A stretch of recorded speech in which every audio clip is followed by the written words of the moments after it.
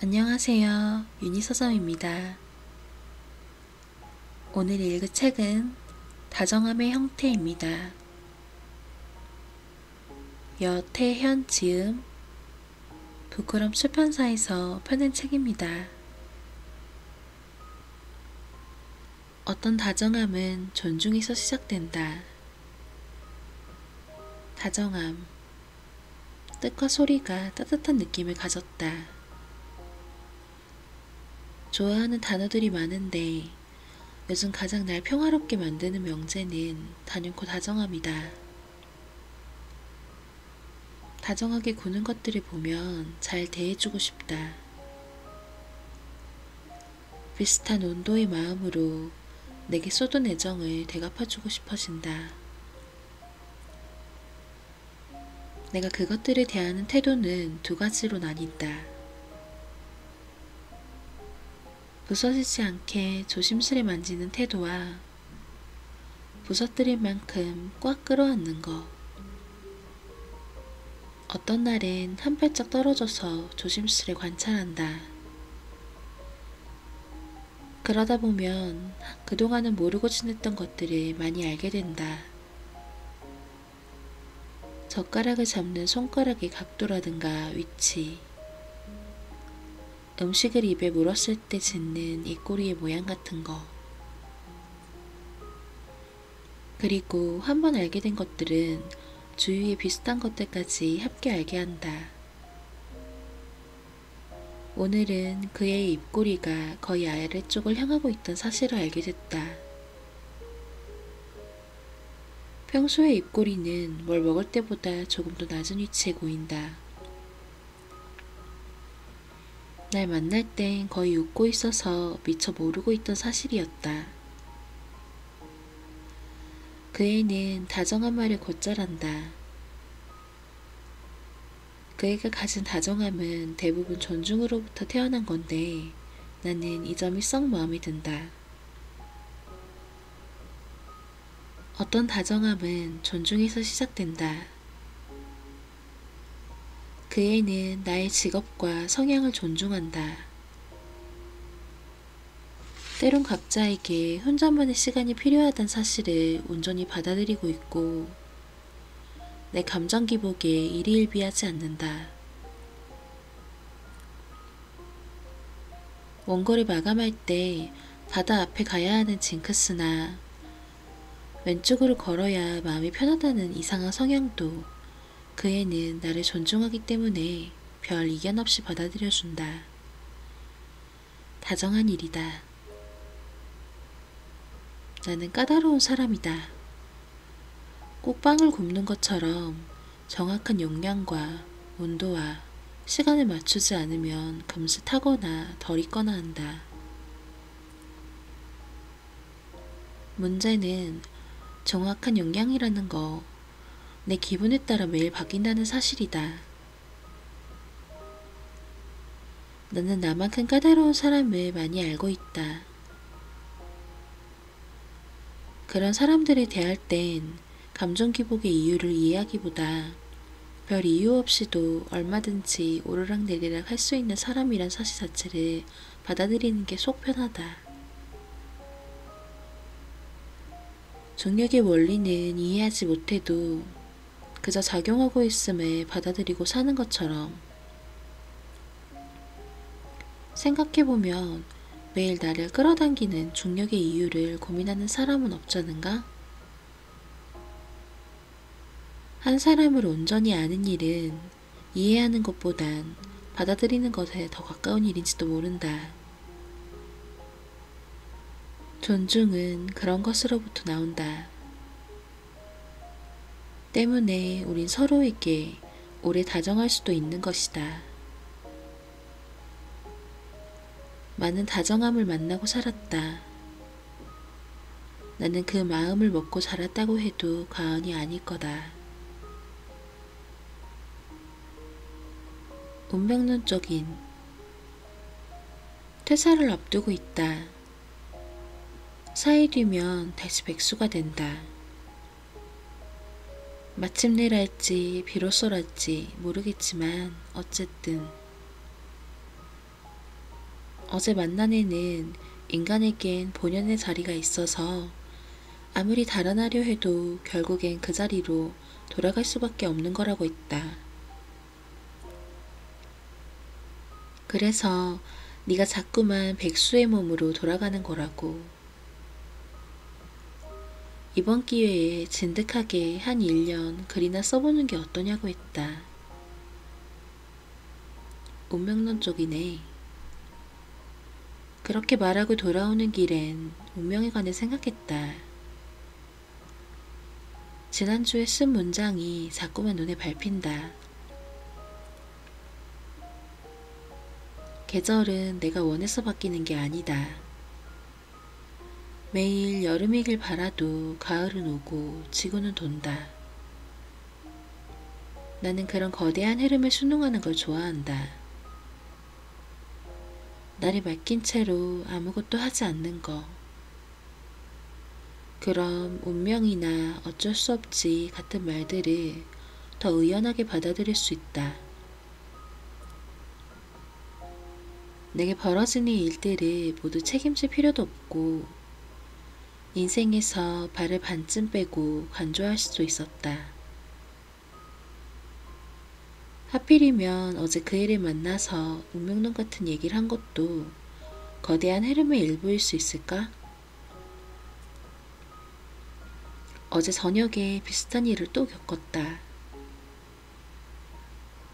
비슷한 일을 하루에 2번 겪는다면 이건 운명이라고 부를 수도 있는 거였다. 그렇다면 같은 맥락에서 비슷한 책을 2권 연달아 산 것도 운명일 수 있을까? 그래, 어제 난 비슷한 책을 연달아 2권 샀다. 나란히 내려놓고 보니 하필이면 둘 다 빚에 관한 소설이었다. 인실이에게 그 사실을 말해주면서 연장선상에 뭔가를 내가 쓰려나? 그래서 이 책들을 나도 모르게 고른거려나? 물었다. 그랬더니 걔는 내게 운명론적이네 했다. 빚에 관한 책을 우연히 2권 고른 것과 운명론적이란 말을 연달아 2번 주고받은 것 중에 어떤 게 더 운명론적인 건지 갈피를 잡을 수 없었다. 그저 내가 순응해야 할 어떤 거대한 흐름의 일부를 어렴풋이 엿본 기분이었다. 퇴사일에 맞춰 제주도로 떠나기로 했다. 떠나는 것이 거대한 흐름의 일부라고 믿는다면 왕복 20몇만 원의 비행기 티켓 같은 거 얼마든지 아무렇지 않게 끊을 수도 있었다. 제주도엔 같이 글을 쓰던 사람이 살고 얼마 전에 알게 된 유튜버가 살고 좋아하는 작가가 산다. 제주도에 가면 나는 무태서 온 사람이 될 거고 완전한 이방인이 된다. 그런 생각을 하면 거기서 적게 될 글들이 시간을 뛰어넘어 당장이라도 내 앞에 쏟아질 것만 같았다. 제주도에 가서 묵을 숙소를 생각한다. 아마 바다 가까운 곳에 있는 게스트하우스. 침대는 많은 사람이 누웠던 흔적을 온몸에 고스란히 간직하고 있을 거다. 동양으로 난 창 때문에 바닥에 길고 네모난 볕이 쏟아질 거고 운이 좋다면 파도 소리 같은 걸 들을 수도 있겠다. 그럼 나는 아마 창틀을 짚고 몸을 최대한 밖으로 빼서 바다를 내려다볼 거다. 1월의 겨울. 하필이면 제주도 바다를 걷고 있는 사람들의 사연을 생각하면서 저녁 시간에 통째로 흘려보낼지도 모른다. 제주도의 변덕스러운 날씨를 기억한다. 지내는 동안 몇 번이나 비를 맞을 수 있을까 뭐 그런 거. 나는 여행지에서 마주치는 운명적인 신호들을 신봉하는 사람이다. 말 그대로 종교처럼 믿을 때도 있다. 어쩌면 그렇게 믿고 싶은 걸지도 모르고 그런 신호들을 통해 소설 한 편을 앉은 자리에서 써낼 때도 있고 휴가 계획을 통째로 바꿀 때도 있었다. 또 어떤 날에는 불현듯 누군가를 사랑하게 되기도 하는 것이다. 내게 운명적이란 말은 가끔 잔혹하고 자주 낭만적이었다. 어떨 때는 체념의 핑계가 되기도 하고 어떨 땐 사랑의 근거가 되기도 했다. 운명적 신호와 직면할 때마다 예컨대 시계를 볼 때마다 시계바늘이 꼭 누군가의 생일을 가리키고 있다거나 앞차의 번호판이 누군가의 전화번호를 떠오르게 한다거나 나눠 먹은 통조림의 유통기한이 누군가의 생일을 가리키고 있다거나 하는 나는 그런 걸 간절히 믿고 싶어진다. 세상엔 운명 같은 만남도 있는 거라고. 이 흐름을 거스를 수는 없는 거라고. 너를 사랑하는 것은 필연적인 거라고. 운명 앞에 서면 나는 가끔 누군가에게 무한히 다정할 수도 있을 것만 같았다. 불멸하는 다정함에 대하여 다정함은 내가 나에게, 내가 너에게, 네가 나에게, 사물에게, 현상에게 행하는 것이다. 다정한 태도는 곧 상대를 향한 애착의 표출이다. 어떤 걸 좋아하게 되면 나도 모르게 다정한 태도를 취하게 되고 다시 그 태도로부터 더 강력한 애착이 스며나온다. 비유하자면 털실로 깨어진 무한의 궤도. 이 궤도는 좀처럼 끊어지는 일이 잘 없어서 나를 중심으로 세상에 존재하는 모든 것들을 얼마든지 유기적으로 묶을 수도 있다. 그러니까 다정은 나의 생을 이루는 거대한 세계의 반쪽인 셈이다. 나머지 반쪽의 세계는 물론 공허함으로 이루어진다. 다정함의 세계가 거실 바닥에 켜켜이 쌓이는 한낮의 볕을 닮았다면 공허함의 세계는 한밤의 냉기로 촘촘히 쌓인 그물 같은 세계다. 아무리 애써도 빠져나갈 길 없는 그물에 걸리기라도 하는 날엔 별 수 없이 드러누워 긴 밤을 그저 견디는 수밖에 없었다. 이 세계들은 반대쪽 세계가 비대해질수록 동시에 확장되는 성질을 가졌다. 다정은 그만큼의 공허는 생에 많은 다정을 야기한다. 애착을 가진다고 해서 다 소유할 수 없고 인간의 존재는 본래 보잘것이 없는 바람에 사랑하는 것들이 늘어나면 늘어날수록 그 사랑이 얼마나 보잘것없는 것인지도 동시에 알게 되었다. 하지만 공허의 한가운데에 서보면 이런 보잘것없는 작은 것들이 생을 이어가는 데에 충분한 에너지를 품고 있다는 사실을 불현듯 깨닫게 되기도 하는 것이다. 살아가기 위한 이유, 이 정도면 충분한 거였다. 그러므로 내가 살아있는 한 다정은 불멸할 수 있다.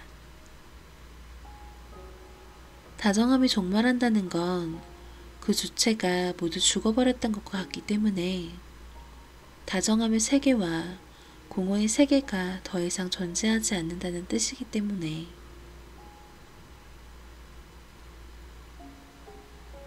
사랑하는 것을 많이 만들기.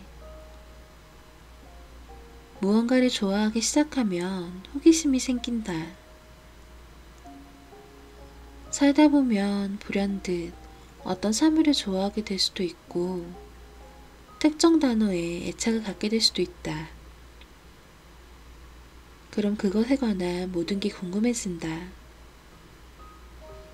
어떤 맛을 내는지, 어떤 향기가 나는지, 감도는, 밀도는, 그것이 가진 역사부터 이름을 부를 때 구부러지는 혓바닥의 모양 같은 것까지 속속들이 알게 된다.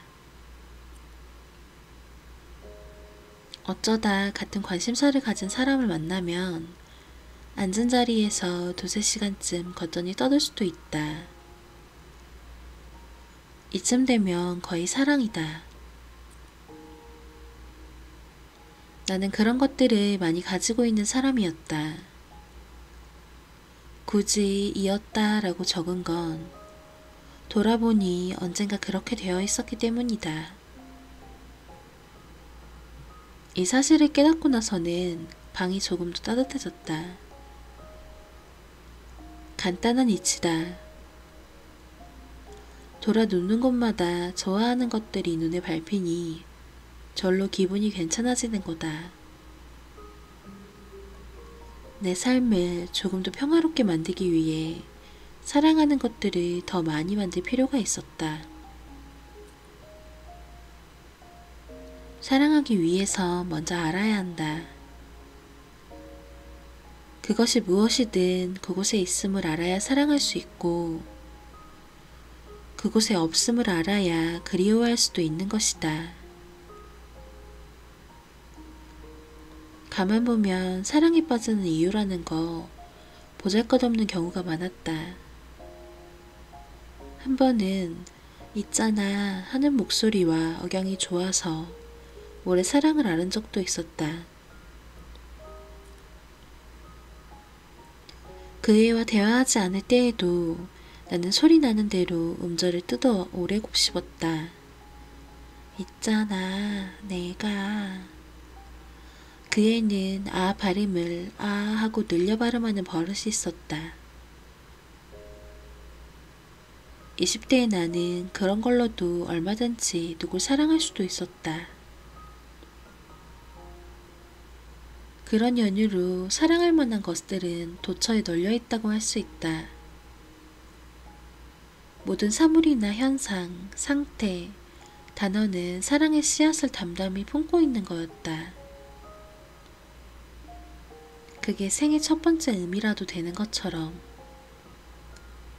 게다가 혼자 실컷 사랑하고 하루아침에 식어도 누구도 아프지 않았다. 그 씨앗에 싹을 틔우는 건 관찰이다. 흙을 뚫고 올라오는 새싹의 성장을 오래 지켜보듯이 평소에 사물을 보던 것보다 조금 느린 속도로 애정을 가지고 바라봐야 한다. 그러면 평소에 보이지 않았던 것들이 보이게 된다. 결이라든가 촉감이라든가 소리를 낼 때는 어디서부터 진동이 시작되는지 혹은 남몰래 가지고 있는 은밀한 습관이나 버릇 같은.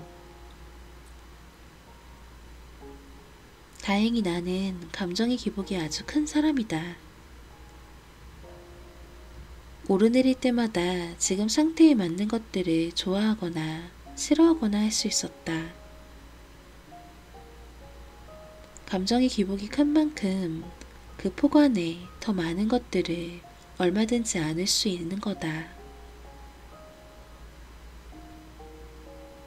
슬픔을 배제하고는 다정함을 말할 수 없다. 사랑하기 위해서 존재함을 알아야 한다면 다정하기 위해서도 마찬가지일 것이다. 앞서 말했듯이 사랑과 애정, 다정은 떼어놓고 생각할 수 없는 연장선상에 있으므로 이를테며 위상동형이다. 사랑에는 다정함이 수반된다. 다정하지 않은 사랑은 이제 내게 별다른 감흥을 주지 못한다. 20대엔 불같은 사랑을 지향했었다. 관계를 불태우고 건조하게 만드는 걸로는 도저히 모자라서 걸핏하면 서로의 생에도 뜨거운 불길을 놓기 일쑤였다. 그렇게 다 태우고 나서 까맣게 된 폐허에 서면 그제야 내가 살아있음을 실감하기도 하는 것이다. 그런 게 사랑인 줄 알았다. 서로의 생에 검고 납작한 검은 얼룩을 여기저기 남겨놓는 거. 기꺼운 마음으로 검은 얼룩을 안고 살았다. 30을 넘기고 나서는 조금 다른 가치를 보게 됐다. 이제 내게 사랑이란 한겨울에 신는 양말 같은 것, 햇볕에 잘 말린 수건 같은 것, 비가 올 때 우산을 2개 쓰지 않는 태도 같은 것에서 기인한다. 이건 슴슴한 나물의 맛을 알게 되는 일과도 비슷하다. 보다 본질에 가까워지는 것이다.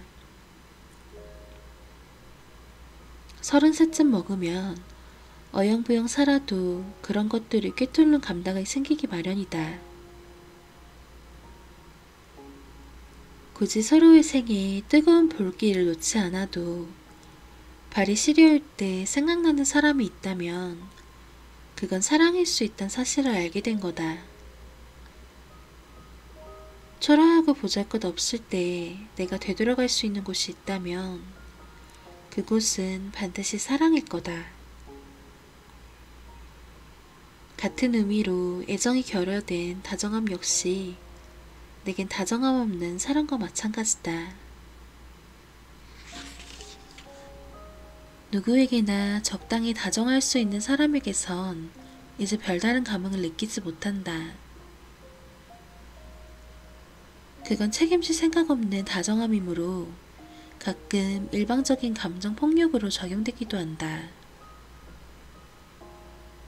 사랑과 다정함은 누가 먼저랄 것 없이 차곡차곡 번갈아 쌓이면서 그 사이를 견고히 다지는 성질을 가졌다.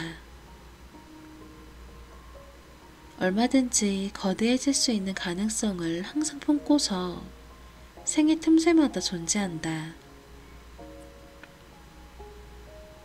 내게 사랑은 사람을 사랑하는 일에는 한계가 없다. 어떤 날엔 끝도 없이 사랑할 수도 있었다. 종종 나보다 더. 그래서 함부로 사랑한다고 말할 수가 없다. 깊어진 만큼 신중해지는 거다. 사랑은 할수록 크기를 계속 키우는 그릇 같아서 많이 할수록 크고 깊어지기만 했다. 한번 깊어진 것은 좀채 메워질 생각을 않는다. 덕분에 많은 것에 애정을 가지고 살 수 있게 된다. 세상 천지 온갖 것을 다 담아도 그럭저럭 아낄 수 있었다. 그러나 동시에 사랑의 역치가 커지는 바람에 이제 어지간한 관계로는 그 그릇을 온전히 채우기 힘들어졌다는 뜻이기도 하다. 사랑한단 말을 하고 살 일이 잘 없게 됐다. 그러니 내가 언젠가 사랑한다는 말을 꺼내게 된다면 그건 내가 그 순간에 동원할 수 있는 모든 감정을 소모하는 말일 것이다. 무언가를 사랑하기 위해선 사랑하는 상태와 그렇지 않은 상태를 구분할 수 있어야 한다. 그것으로부터 시작된다. 사랑을 명백히 어떤 것으로 정의 내리거나 증명하거나 계량할 수 있는 경계선은 없지만 내가 지금 사랑하고 있는지 그렇지 못한지는 별다른 기준 없이도 알 수 있는 법이다. 모든 사랑하고 사는 사람들은 한 번쯤 누군가에게 사랑받아 봤을 것이고 또 사랑받지 못해 봤을 것이다. 누군가를 사랑해봤을 것이고 또 사랑하지 못해봤을 것이다. 사랑하지 못한 경험 덕분에 사랑은 점점 더 애달고 간절하고 찬란한 상태로 영원히 존재할 수 있는 건지도 모른다. 봄이 있음을 알게 되어야 비로소 겨울이란 단어가 생기고 밤이 있음을 알아야 비로소 낮이란 단어가 생기는 것처럼 다정하지 않은 상태가 있음을 알기 때문에 비로소 다정함이란 단어가 성립할 수 있다. 우린 쓸쓸함을 배제하고는 결코 진정한 다정함에 관해 이야기할 수 없다.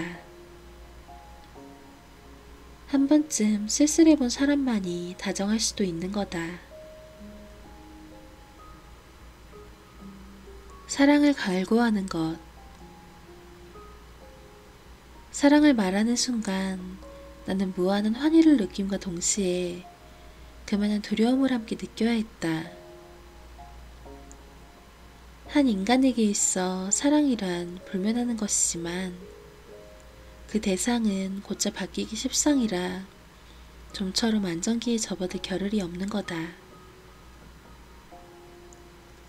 사랑하는 마음은 필연적으로 어떤 기대 같은 걸 내포하기 마련이다. 내가 누군가를 사랑하는 만큼 상대도 나를 사랑할 수 있다면 이런 두려움을 느낄 필요가 없을 테지만 그것은 우리가 사는 세상에선 영 불가능한 일이었다. 이별 없는 만남, 고독하지 않은 삶, 상처 없는 성장, 완벽한 사랑, 뭐 그런 것들도 불가능하기란 마찬가지였다. 아니, 불가능해야만 한다. 우리는 삶을 통해 지나치게 이상적인 것들은 경계해야 한다는 사실을 배웠다. 지나치게 이상적일수록 오히려 자세히 들여다보면 실속 없는 게 많았다. 이별 없는 만남이란 얼마나 고루한가. 고독하지 않은 삶이란 얼마나 가벼운가. 상처 없는 성장이란 얼마나 얄팍한 바람인가. 완벽한 사랑이란 얼마나 사랑을 가치 없는 것으로 만드는가. 얄궂게도 사랑의 불안정성이란 사랑을 더 가치 있는 것으로 만들기도 했다. 정체되지 않으므로 영원히 발전하고 갈구할 수도 있는 것이다. 보통 가치란 그런 것으로부터 나오기 마련이다. 사랑을 갈구하는 것. 삶의 많은 부분이 사랑의 뿌리를 두고 있음을 안다. 인간을 보다 인간답게 살게 하는 것들도 마찬가지다. 더 나은 인간이 되기 위해서 우리는 사유해야 한다. 당신은 외로 시작해서 사랑은 외를 지나 나는 외로 끝나는 사유를 영원히 갈구할 수 있으므로 그만두지 않는 한 얼마든지 훌륭한 사유가 나올 수도 있는 거다. 다시 본론으로 돌아가서 사랑을 말하는 순간 환희와 두려움을 동시에 느낀 건 어떤 직감 때문이었다. 그것은 몇 주간 상대방으로부터 조금씩 다정한 태도가 휘발되고 있다는 사실을 눈치챈 것에서 기인하는데 이건 예감이라기보다 일종의 확신에 가까운 것이었다. 다정한 태도란 나도 모르게 조금씩 새어나오는 흔적으로 사랑하고 있다면 응당 풍겨야 하는 채취 같은 것이다. 그러므로 우린 실체 없는 사랑을 확인하기 위해 줄곧 다정한 태도를 실마리 삼아 상대의 우중을 떠보기도 하는 것이다. 보통의 경우 다정함의 크기는 애정의 크기와 비례하였으므로 헛다리 짚을 일은 잘 없었다.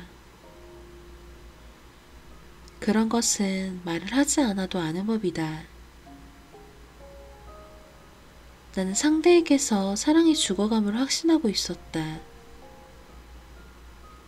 그럼에도 불구하고 사랑한다고 말할 수밖에 없는 건 내가 그녀를 진심으로 사랑하고 있기 때문일 것이다. 앞으로 몇 번이나 사랑한단 말을 전할 수 있을지 확신할 수 없기 때문이다. 사랑한단 말이야말로 죽어가는 사랑에게 할 수 있는 최선의 애도임을 알기 때문일 것이다. 나를 안도하게 만드는 다정함. 분명 같은 길을 걷는데도 어째선지 집에서 밖으로 나가는 게 밖에서 집으로 돌아오는 것보다 훨씬 멀고 힘겹게 느껴질 때가 있습니다. 이런 것도 상대성이라고 부를 수 있을까요? 3번 이상 그렇게 느꼈다면 좀 더 진지하게 생각해 볼 필요가 있습니다. 어쩌면 어딘가로 나가 누군가를 만나야 한다는 괴로움이 나를 불편하게 붙잡는 걸지도 모르겠습니다. 꼭 중녀처럼. 정말로 집에 날 끌어당기는 중력 같은 힘이 있다고 가정해 봅니다. 집에 가까워질수록 끌어당기는 힘이 세지는 바람에 나도 모르게 걸음이 빨라지는 거라고. 지구로 귀환하는 우주선처럼 말입니다. 컴컴하고 쓸쓸한 우주를 유영하다가 마침내 돌아오는, 이번엔 아득한 우주로 외출해야 하는 나의 처지에 관해 생각합니다. 3, 2, 1, 0.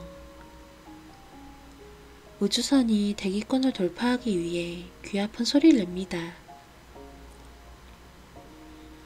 온몸을 두드리는 진동은 어딘가를 벗어나기 위해 응당 감내해야 하는 일입니다. 창밖을 보면서 뒤에 두고 온 것들을 잠깐 생각합니다. 갚아야 할 것들, 나를 대견하게 생각하는 사람들과 차마 읽지 못한 책들, 미련을 비롯해 나를 자꾸만 괴롭게 만드는 번뇌들, 혼자 있는 집의 쓸쓸함, 그런 것들을 연료 삼아 우주선은 미지로 나아갑니다. 지구의 중력에서 벗어나기 위해 필요한 에너지는 충분합니다. 이제 우주선에서 바라본 우주의 모습을 머릿속에 그립니다. 우주에 나와 가장 먼저 한 일은 아마 지구를 내려다보는 일일 겁니다. 처음엔 그 경이로운 광경을 보고 차마 말을 잇지 못합니다. 지구가 완전한 모양의 구가 아니라 조금 찌그러졌던 사실도 처음 알게 되었습니다. 그 다음엔 대한민국이나 프랑스, 이탈리아, 독일, 추억이 있는 곳을 찾습니다. 내가 살던 동네는 대충 저쯤이겠지 어렴풋이 생각합니다. 나는 보이지 않지만 그 애는 내가 탄 우주선을 보면서 금섬이면 좋겠다 그런 생각을 할 수도 있지 않을까 생각합니다. 그 다음엔 태양을, 그 다음엔 달을, 그 다음엔 태양계의 행성들을 하나씩 관찰합니다. 마지막으로冥왕성을 오래 들여다봅니다. 비슷한 처지를 가진 것들끼리는 서로 끌어당기는 성질을 가졌기 때문입니다. 내가 돌일 수 있다면 어쩌면冥왕성 주변을 도는 가장 가벼운 위성이 될지도 모르겠다는 생각을 잠깐 합니다. 눈에 보이는 것들을 대충 훑어보고 나면 그 다음에 눈에 보이지 않는 것들을 바라봅니다. 막연히 빈 공간이라고 생각했던 그 컴컴한 공간이 사실은 어두운 무언가로 가득 차 있던 사실을 깨닫습니다. 그 순간 숨이 턱 막혀옵니다. 마침내 내가 있을 곳이 아니란 사실을 자각하게 되는 겁니다. 지구로 귀환할 수 있는 가장 빠른 길을 계산합니다. 지구에 남겨둔 번뇌와 쓸쓸함은 원료와 함께 태워버렸으므로 그런 사소한 문제는 잠깐 잊어버리기로 합니다. 어떤 날에 나는 타인들을 보면 그런 기분이 듭니다. 같은 태양을 돌고 있지 않은 사람들, 거대한 침묵이 온 세상에 놓여있는 바람에 그들과 나 사이엔 아무런 소리도 수신될 수 없습니다. 몇 억 년치의 외로움, 그런 걸 생각하면 자꾸 어딘가로 귀환하지 않고는 버틸 수가 없는 겁니다. 결국엔 돌아야 하는 곳, 혼자여서 쓸쓸했던 것도 언제 그랬냐는 듯이 모조리 잊어버립니다. 어떤 다정함은 안도로부터 자라나기도 합니다. 꽉 다물고 있던 긴장을 풀었을 때 마음과 마음 사이 조그만 틈이 생겨 무언가 뿌리내리기 쉬운 겁니다. 나는 집에 돌아와서야 비로소 발을 땅에 딛고서는 안도를 느낍니다. 약해졌던 중력의 제 힘이 발 위에서 날아가려는 몸뚱이를 붙들고 마침내 시간도 원래의 속력을 되찾는 겁니다.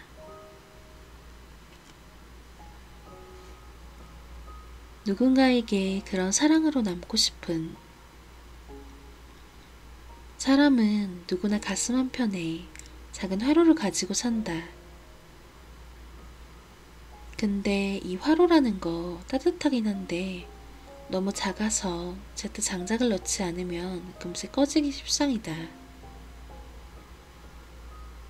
대신 꺼트리지만 않는다면 화롯불은 결코 배신하는 일이 없이 제 할 일을 묵묵히 해낸다. 살다 보니 얼마나 뜨거운지보다 얼마나 오래 타는지가 더 중요한 순간이 얼마든지 있었다. 나를 오래 태우는 장작은, 그러니까 계기나 동기는 여러 군데에 놓여 있다. 특히 손에 닿는 곳, 발을 꺼내 쓸 수 있어야 효과가 좋다. 게으른 차선 덕분에 자꾸 자극받지 않으면 쉽게 불씨를 꺼트린다. 어떤 날엔 그게 돈일 때도 있고, 어떤 날엔 명성, 또 어떤 날엔 사람일 때도 있다. 우리 집엔 몇 개의 책장이 있다. 집에 들어가자마자 만날 수 있는 긴 책장은 옆으로 누워 신발장의 역할을 대신한다. 가장 큰 책장엔 그동안 읽은 책들이 장르별로 구분되어 꽂혀 있고, 침대 옆에 놓인 작은 책장엔 지금 읽고 있는 책과 바로 다음에 읽어야 할 책들이 두서없이 꽂혀 있다. 마지막 책장은 가장 큰 책장 오른편에 놓여 있다. 그곳엔 나를 다정하게 만드는 이름들이 연달아 있다. 그럼에도 두 번 펼쳐 읽지 않은 책들이 꽂히는 곳. 가까운 사람들이 낸 책들의 무덤이다. 좋아하는 작가들이 많다. 당연한 일이다.